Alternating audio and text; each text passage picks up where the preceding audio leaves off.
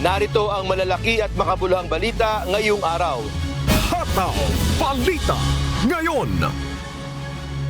Bagamat hindi kontento, may mga nakuha naman daw na mahalagang impormasyon ng mga senador kay dismissed Mayor Alice Go sa isinagawa nilang executive session kahapon September 25. Ayon kay Senator Risa Ontiveros, tumutugma ang kwento ni Go sa mga tsorya na una nang lumutang sa pagdinig ng Senado.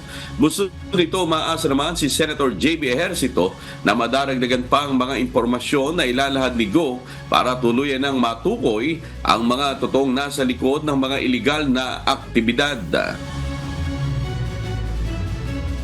Depende kayo sa chair yan, pero mukha namang meron kasi maikli pa lang yung nag-time na kami, session time na. Preliminary na to, icebreaker, ika nga. Hataw Balita ngayon.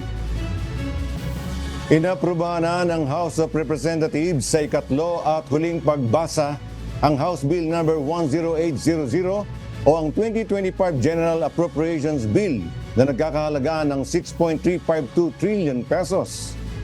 Kasunod ito ng sertifikasyon ni Pangulong Ferdinand Marcos Jr. sa nasabing panukala bilang urgent para matiyak ang tuloy-tuloy na operasyon ng gobyerno at ang alokasyon ng pondo para sa mga pangunahing pangangailangan ng publiko.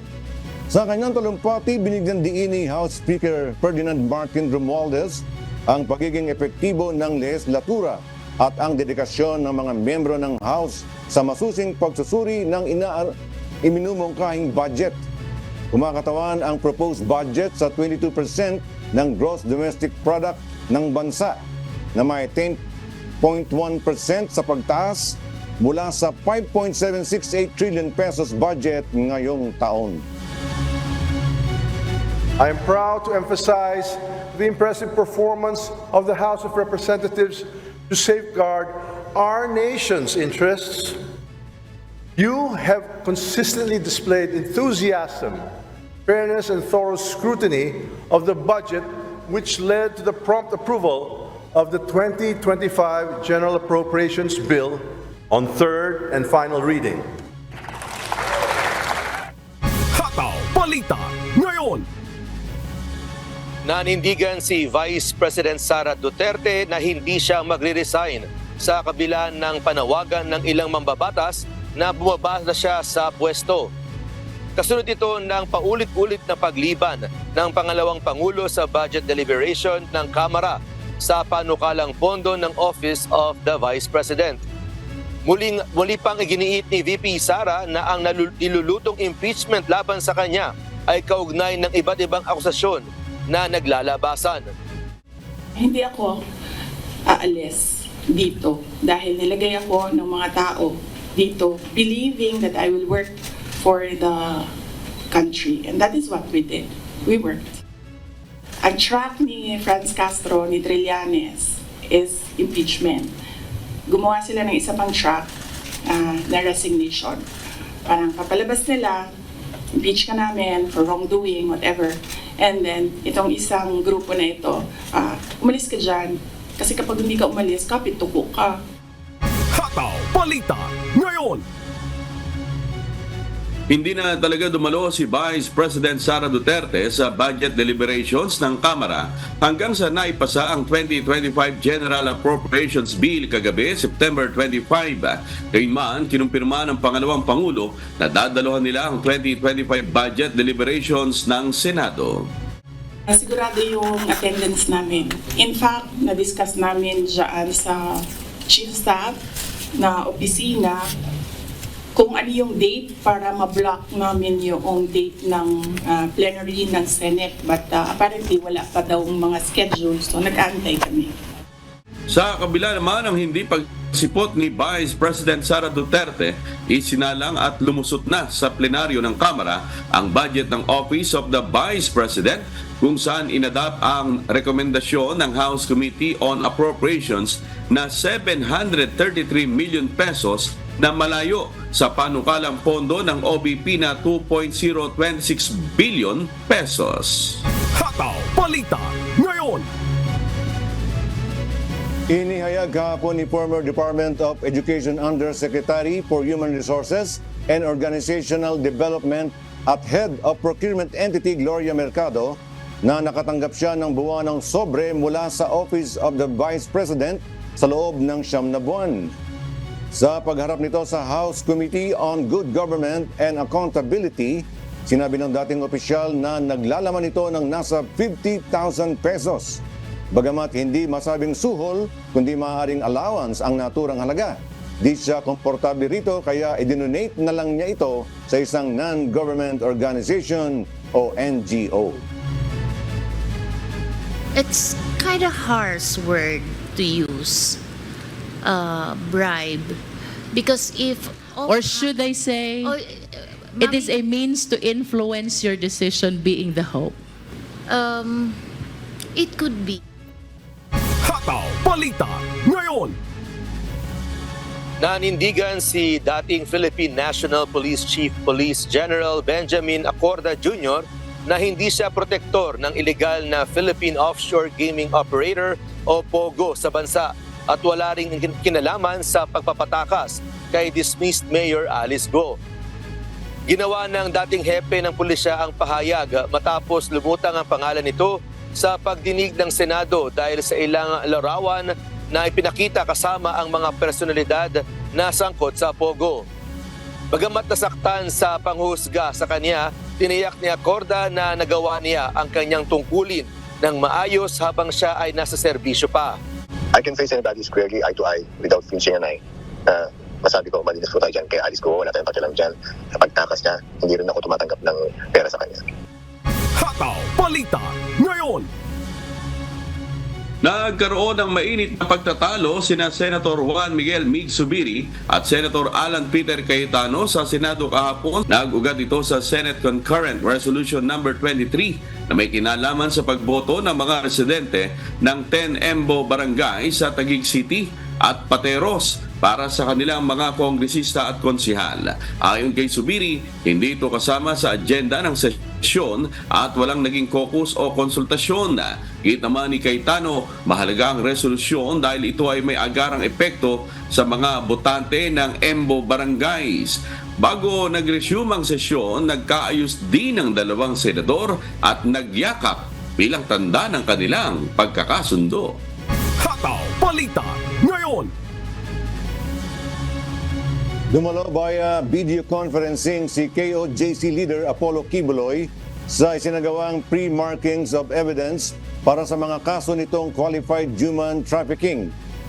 Gayunman, hindi natapos ang nasabing pre-marking of evidence dahil sa dami umano ng ebidensyang ipinisinta ng kampo ng religious group leader. Itutuloy naman ito sa October 11 habang sa October 17 gagawin ang pre-trial ng kaso. Exhibits were marked and the witnesses were identified, but we were not able to finish it because of the voluminous records that we have. No? So we decided to have it rescheduled on another day. Hataw Balita ngayon. Inihayag ng Department of Justice na mas gugustuhin nilang kasuhan si Tony Yang kaysa ipa-deport pabalik sa China.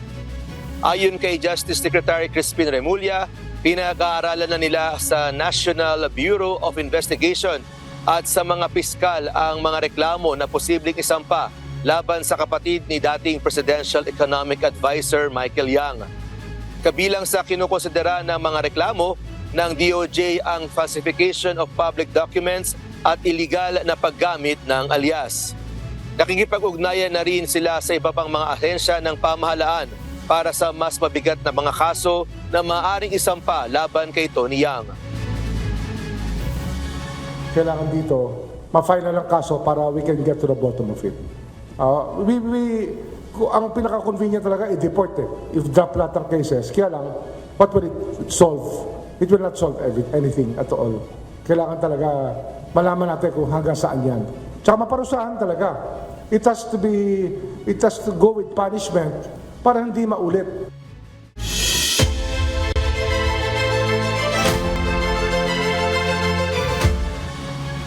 Inihayag ni Vice President Sara Duterte na wala pa umanong aasahan ng publiko na alyansa nito sa kaninuman. Kasunod ito ng ginawang pagbisita niya kay former Vice President Leni Robredo kamakailan. Matatanda ang kinumpirma ng dalawang kampo ang pagpunta ni VP Duterte sa bahay ni Robredo sa Naga City kung saan iginit nilang personal at hindi politika ang kanilang napag-usapan. Bagay na hindi naman pinaniniwalaan ng ilang political expert. But right now, hindi ako handa na sumama kahit kanino man because kailangan ko muna ayusin at ipagtanggol ang Office of the Vice President. So nandun tayo sa protect the Office of the Vice President na isa sa mga, of course, duties ng Vice President. Samantala, kinumpirma rin ni Vice President Duterte na nasa Calaguas Island siya noong Lunes pero iginit na hindi ito kasabay ng budget hearing. Nabasa ko naman yung report ng Philippine National Police. Accurate naman, tama yung lahat, ang report nila. 6:32 was it na umalis ako doon sa Calaguas. Budget hearing started 10 a.m. So tama din ako. Walang budget hearing na nangyayari at 6:32 a.m. Hataw Balita ngayon. Inihayag ni Armed Forces of the Philippines Chief of Staff Romeo Browner Jr. na mas gusto niyang manatili na lamang sa bansa ang USMRC o Mid-Range Capability Ballistic Missile. Dinala ito sa bansa noong Abril para gamitin sa training ng mga sundalo at planong pagbili ng kahalintulad na missile system. Wala pa umanong petsa kung kailan aalisin sa Pilipinas ang USMRC na sinasabing may kakayahang puntiryahin ang target hanggang sa mainland China. Kung ako ang masusunod, if I were given a choice, I would like to have the Typhoons here in the Philippines forever. Dahil kailangan natin yan para sa depensa natin.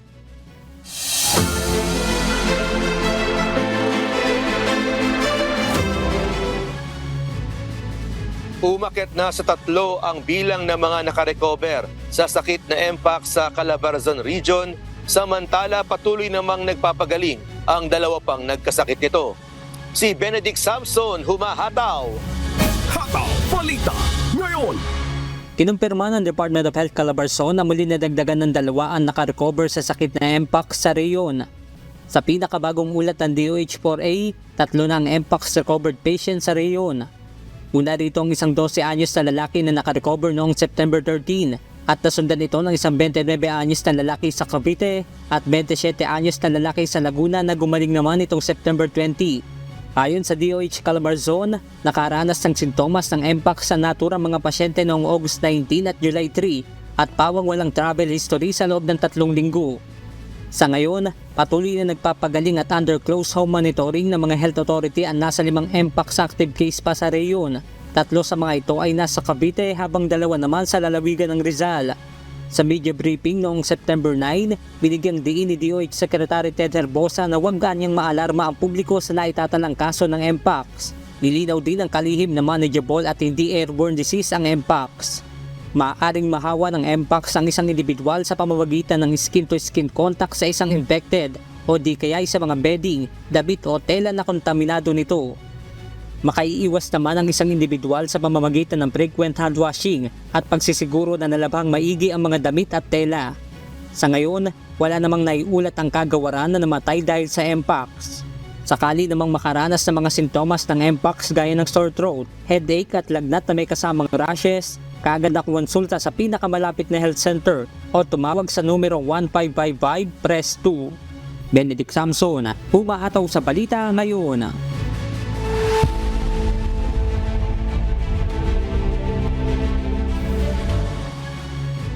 Nagsagawa ang China ng isang bihirang publicized test launch ng isang intercontinental ballistic missile sa karagatang Pasipiko. Ayon sa mga eksperto, hindi ito pangkaraniwan dahil mas pinipili nitong isagawa ang mga test launch sa malalayong lugar gaya ng Inner Mongolia. Ito ang humahataw na balita ni Axis Salem. Hataw Balita ngayon. Matagumpay na nailunsad ng China ang Intercontinental Ballistic Missile o ICBM sa Karagatang Pasipiko na inaasahang magdudulot ng pangamba sa international community kaugnay na lumalaking nuclear arsenal ng bansa. Inilunsad ng Rocket Force ng People's Liberation Army o PLA ang ICBM na bahagi ng karaniwang tao ng pagsasanay at hindi nakatuon laban sa anumang bansa o target. Ayon sa hiwalay na ulat ng Xinhua, pinaalam ng China sa mga apektadong bansa ang paglulunsad ng missile, bagamat hindi tinukoy ang eksaktong lokasyon sa malawak na bahagi ng Pacific Ocean kung saan ito bumagsak. Sinabi ng isang opisyal mula sa Japan Coast Guard na nakatanggap ito ng babala mula sa China noong Lunes ukol sa space debris sa 3 lugar sa South China Sea, hilaga ng isla ng Luzon sa Pilipinas at sa South Pacific. Ayon sa mga analyst, bihira umanong maglunsad ang China ng long-range missiles sa karagatan dahil mas pinipili nitong isagawa ang mga test launch sa malalayong lugar gaya ng Inner Mongolia. Noong nakaraang taon, tinatayang may mahigit na 500 operational nuclear warheads na ang China ayon sa ulat ng Pentagon. Halos 350 sa mga ito ay mga Intercontinental Ballistic Missiles o ICBMs. Inaasahan din aabot sa mahigit 1,000 ang kabuuang bilang ng mga warheads ng China pagsapit ng 2030. Sa paghahambing, ang Estados Unidos ay may 1,770 operational warheads habang ang Russia naman ay may 1,710. Axis Salem, humahataw sa balita ngayon! Hataw Balita ngayon. Susundan ng pamahalaan ng Canada ang hakbang ng Estados Unidos na ipagbawal ang pag-angkat ng electric vehicles na may hardwares at softwares na mula sa China at Russia. Ito ang umahataw na balita ni Cres Pugaban. Hataw Balita ngayon.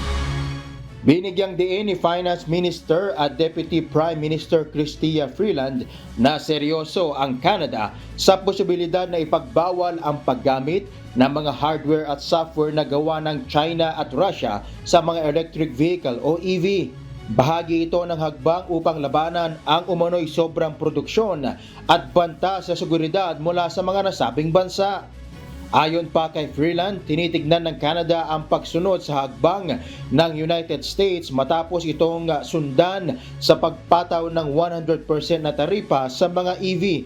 Dagdag pa rito, inanunsyo ni Canadian Prime Minister Justin Trudeau noong nakaraang buwan na magpapataw ang gobyerno ng karagdagang 25% surtax sa mga inaangkat na produktong bakal at aluminum mula China simula October 15. Nagsampa naman nagreklamo ang China laban sa Canada sa World Trade Organization o WTO kaugnay ng mga ipapataw na taripa. Cres Pugaban na humahataw sa balita ngayon.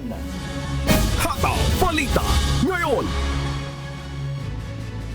Ibinahagi ng General Secretary at Presidente ng Vietnam sa mga lecturer at estudyante ng Columbia University sa New York ang Vietnam's era of rising up.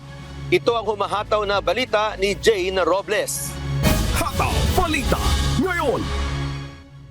Dumalo at nagbigay ng talumpati si General Secretary ng Communist Party of Vietnam at Pangulo ng Estado na si To Lam noong September 23 sa Columbia University, New York bilang bahagi ng kanyang pagbisita sa Estados Unidos para sa ika-79 na sesyon ng United Nations General Assembly.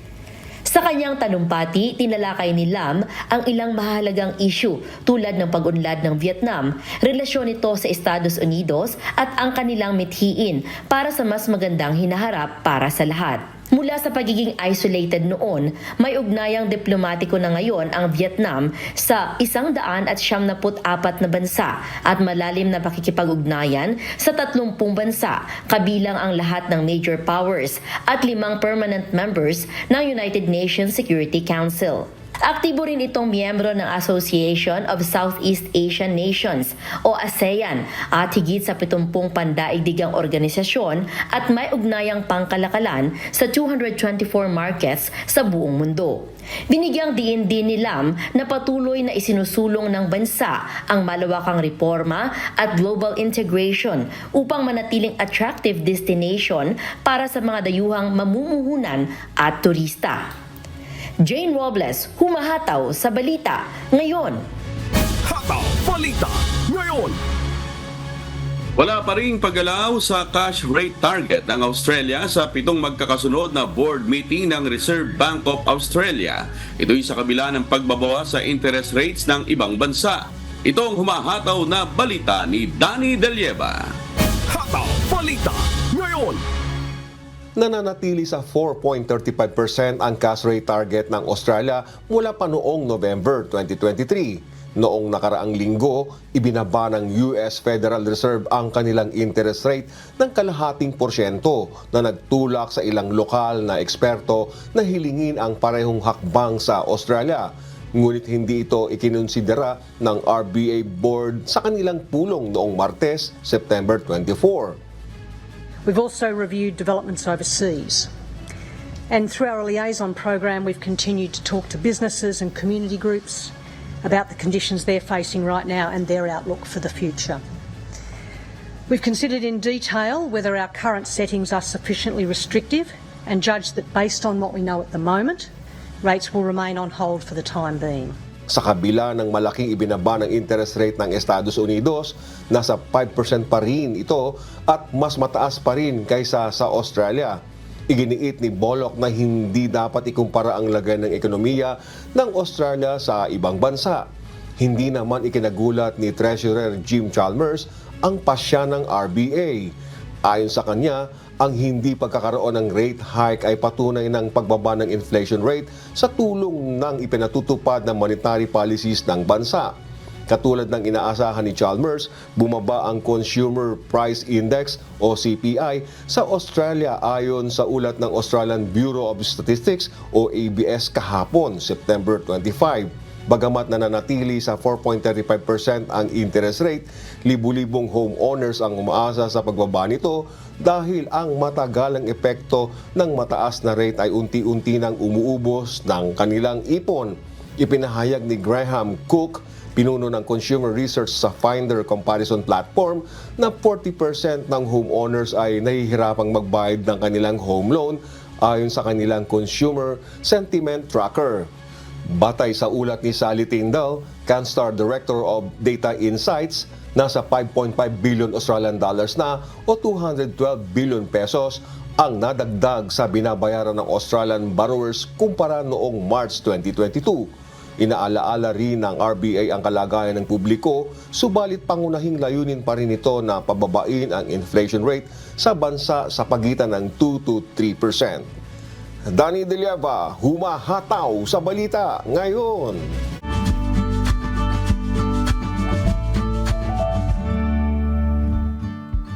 Alamin ang magiging lagay ng panahon sa iba't ibang bahagi ng bansa ngayong araw ng Huwebes. Panoorin po natin ang update mula sa Philippine Weather Bureau Pag-asa. Patuloy pa rin pong epekto ng Intertropical Convergence Zone or ITCZ sa Palawan, Visayas, and Mindanao. Itong ITCZ ang siyang linya kung saan nagsasalubong po ang hangin from the northern and southern hemispheres, kaya't medyo mataas po ang tsansa ng mga kaulapan doon. Samantala, patuloy nating minomonitor ang low pressure area sa labas ng Philippine Area of Responsibility. Nasa higit 2,700 kilometers ito silangan ng Central Luzon at mababa ang tsansa na papasok pa ng ating PAR. At meron tayong minomonitor na isa pang masamang panahon or weather disturbance cloud clusters sa loob ng ating PAR. Base po sa latest tropical cyclone threat potential forecast ng Pag-asa, mababa nga po ang tsansa na kikilos papasok ng ating PAR itong nasa labas ng ating area of responsibility. Papunta ito ng North Pacific Ocean at posibleng mag-isang mahinang bagyo ngayon or bukas. Samantala yung cloud cluster naman po ay may mababang tsansa na maging isang ganap na bagyo sa susunod po na 24 to 48 hours. Possible low pressure area for today or tomorrow and over the weekend, posible itong maging bagyo at mananatili lamang po dito sa may northern Luzon sa may silangan po ng Batanes. Kung sakasakaling makaka-apekto ito, more on mga areas lamang po sa may northern Luzon.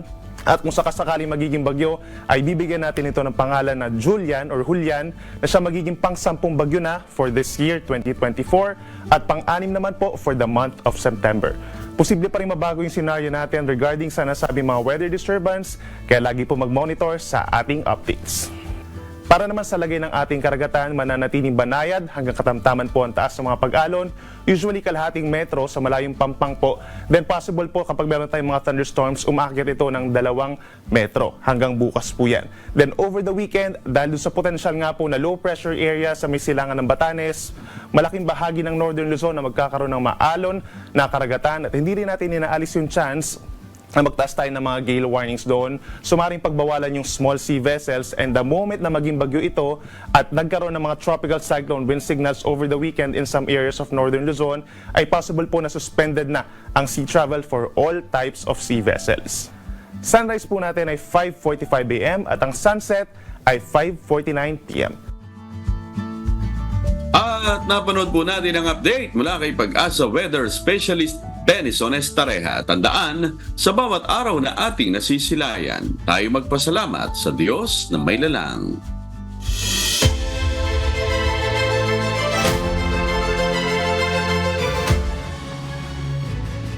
Agad na sinagot ni Vice President Sara Duterte ang aligasyon ni former DepEd official Gloria Mercado tungkol sa siyam na sobre na natanggap nito mula sa Office of the Vice President. Ayon sa pangalawang Pangulo, kailangang maglabas ang dating opisyal ng papel o katunayan na susuporta sa mga aligasyon nito. Dagdag pa ng Vice Presidente, isang disgruntled employee ng DepEd si Mercado na naalis sa pwesto dahil sa pagsusulisit nito ng pera gamit ang pangalan ng pangalawang Pangulo at minsan pang pinagmulan umano ng away ng mga guro sa Department of Education. Gloria Mercado is a disgruntled former employee of the Department of Education. She was let go because of loss of trust and confidence sa Office of the Secretary. Hataw Balita ngayon. Nilinaw ni Attorney Harry Roque na hindi sa kanya galing ang kumalat na deep fake video noong Hulyo kung saan makikita ang umano'y mukha ni Pangulong Ferdinand Marcos Jr. na sumisinghot ng isang powdery substance. Ito kasi ang naging basihan ng inihain na disbarment case ni Attorney Melvin Matibag laban kay Roque matapos umano itong lumabag sa Canon 2, Section 38 ng Code of Professional Responsibility and Accountability. Nauna nang napatunayan na peke ang video na kumalat ilang oras bago ang State of the Nation address ng Pangulo. Pero giit ni Roque, hindi sa kanya galing ang video at hindi niya kailanman sinabi na ito ang patunay na drug addict ang presidente.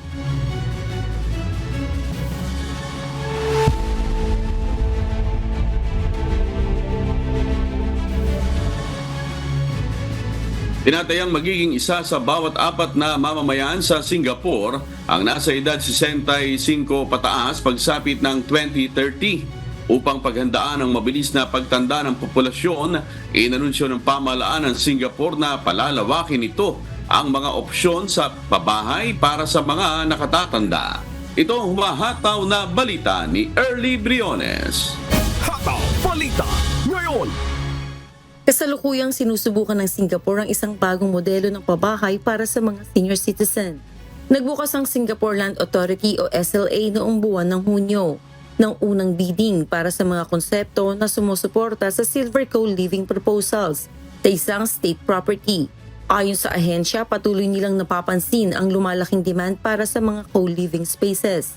Sa nakalipas na 2 taon, naglunsad ang SLA ng 7 tender para sa co-living na paggamit ng mga pag-aari ng estado at nakatanggap ng mahigit 70 bids. Layunin ng proyekto na suportahan ang mga nakatatanda na maaaring maghanap ng mga co-living facility na may short-term lease na naiiba sa assisted living o community care apartments. Nag-aalok kasi ito ng alternatibong independent living para sa mga seniors na hindi nangangailangan ng medikal na pangangalaga o mobility assistance. Kabilang sa mga opsyon ng Kampong Admiralty, ang unang retirement kampong o village sa Singapore na may mga pabahay para sa senior at healthcare at wellness facilities sa isang lugar. Nakatakda ring matapos ang pangalawang kampong sa UT pagsabit ng 2027.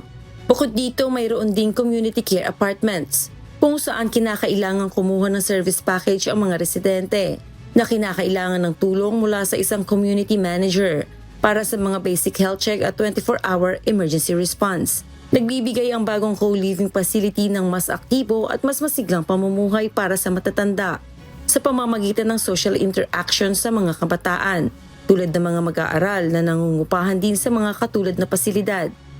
Ayon kay Ms. Janice Chia, founder at managing director ng Aging Asia, tumataas ang interes sa intergenerational co-housing. Mas mababa ang renta ng mga mag-aaral upang mahikayat sila na makihalubilo sa kanilang mga seniors na kapitbahay. Early Briones, humahataw sa balita ngayon. Hataw Balita Ngayon. Inaprubahan na ng United States Senate ang Enhanced Presidential Security Act of 2024 na naglalayong mabigyan ng parehong antas ng proteksyon ang presidente, vice-presidente at mga pangunahing kandidato sa nabanggit na mga posisyon. Pagsasagawa ng komprehensibong pagsusuri sa probisyon ng naturang batas, maaaring isagawa ng Director ng U.S. Secret Service 6 na buwan matapos itong maipasa. Mula sa Edmonton, Canada, may humahataw na balita si Charles Corpus live. Hataw Balita Ngayon. Hello Charles, magandang araw sa iyo. Ano ang nagudyok sa mga mambabatas na ipasa itong Enhanced Presidential Security Act of 2024? Bert, matapos ang 2 beses na pagtatangka sa buhay ni former United States President Donald Trump, nagkaisa ang mga kongresista at senador. Sa unanimous vote na 405-0, tuluyan na sinelyuhan ang HR 9106 o ang Enhanced Presidential Security Act of 2024 na nag-aata sa Director of United States Secret Service ng parehong pamantayan para sa pagtukoy ng bilang ng mga ahente na kinakailangan upang protektahan ang Pangulo, Pangalawang Pangulo at mga pangunahing kandidato sa nasabing mga posisyon. Ay kay Republican Senator Rick Scott ng Florida, isa sa mga naghain ng panukalang batas sa Senado, ang pagpasa ng HR 9106 ay pagpapahiwatig ng mahalagang mensahe sa publiko at sa buong mundo na hindi nararapat na baliwalain ang mga ganitong banta. Balik si Bert. Yes, Charles.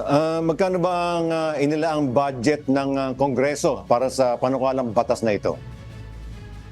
Yes, Bert, mayroong karagdagan na $231 million para sa Secret Service na kasama sa resolusyon na maaari pagbotohan ng Senado.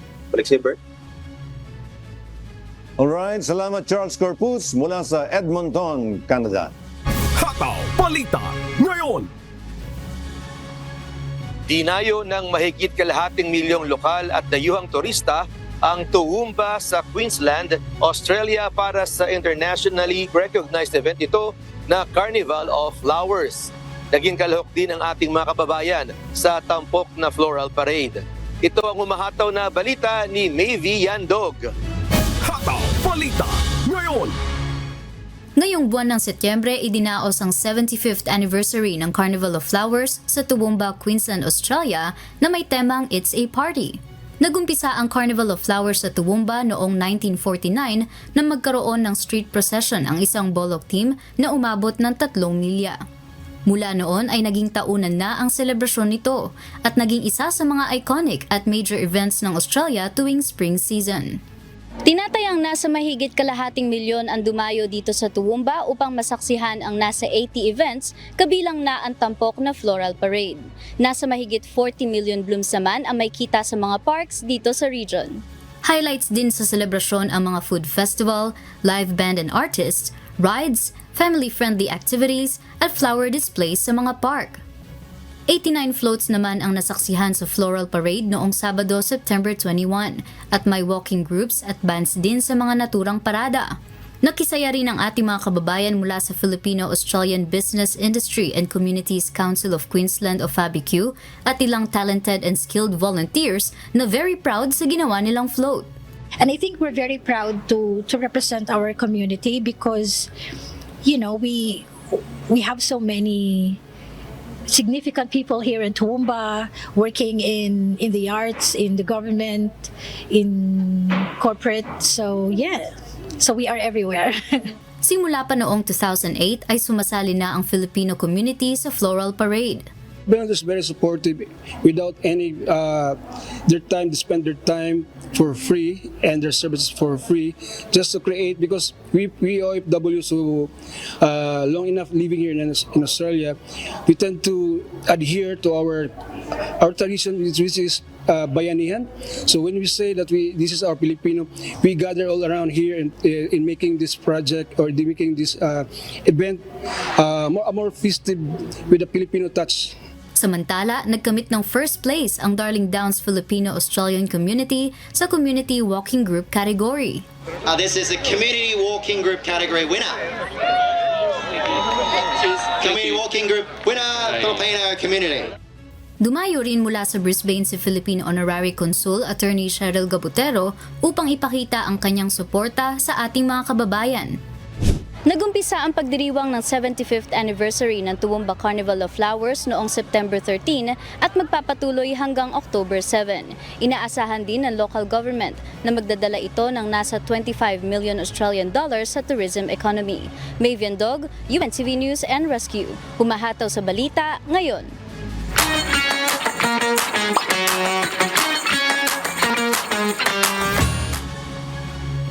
Magkakaroon ng information session hinggil sa MPAC sa Bahrain sa September 27. Samantala, inaanyayahan ng mga PhilCom sa Portugal na dumalo sa town hall meeting. Ito ang humahataw na balita ni Lynn Perez. Hataw Balita ngayon. What's up, kabayan? Magbibigay serbisyo ang Philippine Embassy sa Qatar mula alas 7 ng umaga hanggang alas 7 ng gabi sa Huwebes, September 26. Ito ay upang mapagsilbihan ng mga kababayan nating hindi makapunta sa embahada during office hours. Ilan sa mga serbisyo yung pagkakaloob ay ang passport services, notarial, civil registry at overseas voting registration. Iniimbitahan naman ng mga kababayan natin sa Bahrain sa isang information session hinggil sa monkeypox. Gaganapin ito sa September 27, alas 10 ng umaga hanggang alas 11:30 ng umaga sa Philippine Embassy sa Manama at may live stream din sa official Facebook page ng Pasuguan sa facebook.com/PHL in Bahrain. Magkakaroon naman ng webinar para sa mga kababayan natin sa Singapore na interesado sa pag-invest sa real estate. Gaganapin ito sa September 28, alas 2 hanggang alas 4 ng hapon. Ilan sa mga pag-uusapan dito ay ang tungkol sa estate tax, amnesty inheritance, title transfer at iba pa. Sa mga interesadong dumalo, mag-register lamang sa pamamagitan ng pag-scan sa QR code na matatagpuan sa official Facebook page ng Philippine Embassy sa Singapore sa facebook.com/PH in Singapore. Inaanyayahan naman ng mga Filipino community sa Portugal sa isang salo-salo at town hall meeting. Gaganapin ito sa September 28, alas 3 ng hapon sa Philippine Embassy sa Lisbon. Sa mga interesadong dumalo, mag-register lamang sa tinyurl.com/Philcom Town Hall Meeting. Lynn Perez, sumahataw sa balita ngayon. Hataw Balita ngayon. At sa atin namang shout out. Ayan, shout out po kay Louie Lipanya ng Nagcarlan, Laguna, si Jocelyn Gutierrez ng Kalamba. At syempre, tita ko, si Tita Nene La Pastora na suki din natin. Ayan, Sunny Bird. Ayun, mauna na ako, Sunny. Binabati ko pala ang mga kapatid dito sa Amman, Jordan. At especially kay Sis Liwayway Bino. She was baptized last Friday. Welcome to the fold. At our condolences kasi kahapon namatay yung kanyang brother na kapatid na rin po sa iglesia. Aliwin nawa po kayo ng Panginoon. Binabati ko po ang aking nanay dyan sa Pilipinas. Ingatan nawa po kayo palagi ng Panginoon. At sa aking mahal na asawa kay Sis Tess. At sa aking mga anak, Nico, Eileen, Sasha, and Andrew. Sa aking apo, si Ana, Banana, and John. At siyempre, happy birthday kay Lola Susan. Ayun, Sunny. Ayun, shoutout na rin tayo sa mga taga-subaybay naman natin dito sa Los Angeles. Una-una na si Erwin Azul at ang kanyang butihing may bahay na si Aurora. Ganon din si Sister Emma Tabayoyong. At ang mga choir members naman natin dito sa Los Angeles. Ganon din sa Arby's Couple at Camarce Couple at sa ating mga kapatid dyan sa Concepcion, Marikina. Kamusta na kayo? Ayan, Sherwin, go ahead. Oo, si Elena Yang tsaka si Emma Chikuhara nga pala. No? At ganoon din sa ating mga taga-subaybay sa buong Pilipinas at sa iba't ibang panig ng mundo at sa ating mga tagapakinig ng Hataw Balita ngayon sa Radyo La Verdad 1350. Patuloy po namin kayong inaanyayahan sa nagpapatuloy na mass indoctrination ng MCGI. Day number 14 na po tayo, mamayang alas 7 ng gabi, Philippine Time, sa official MCGI social media accounts. Kabilang ang MCGI channel, ang official YouTube channel ng Members Church of God International. Patuloy rin po namin kayong inaanyayahan na makiisa sa Global Prayer for Humanity tuwing Lunes hanggang Biyernes, alas 9:30 ng gabi. Ito po ay naka-stream ng live sa lahat ng MCGI social media accounts. Ang Global Prayer for Humanity ay bukas po sa lahat, anuman ang inyong relihiyon o lahi. At mga kasangbahay, kung may mga istorya po kayong nais balikan, sa Hataw Balita ngayon, pwede nyo po itong muling mapanood sa aming mga official social media account. Magtungo lamang po sa UNTV News and Rescue YouTube channel at i-click ang subscribe button. Gayon din sa aming Facebook at TikTok accounts. Mapapanood nyo rin po rito ang iba pang news programs ng UNTV, pati na ang iba pang video ng nag-iisang public service channel.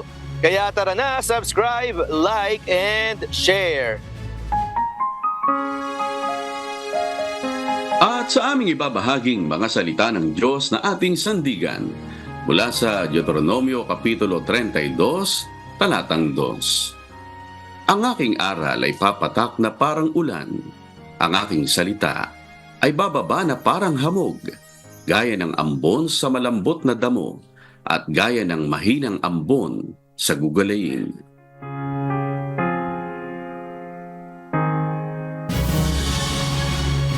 At yan po ang mga humahataw na balita ngayong umaga ng Huwebes, ika-26 sa buwan ng Setyembre 2024.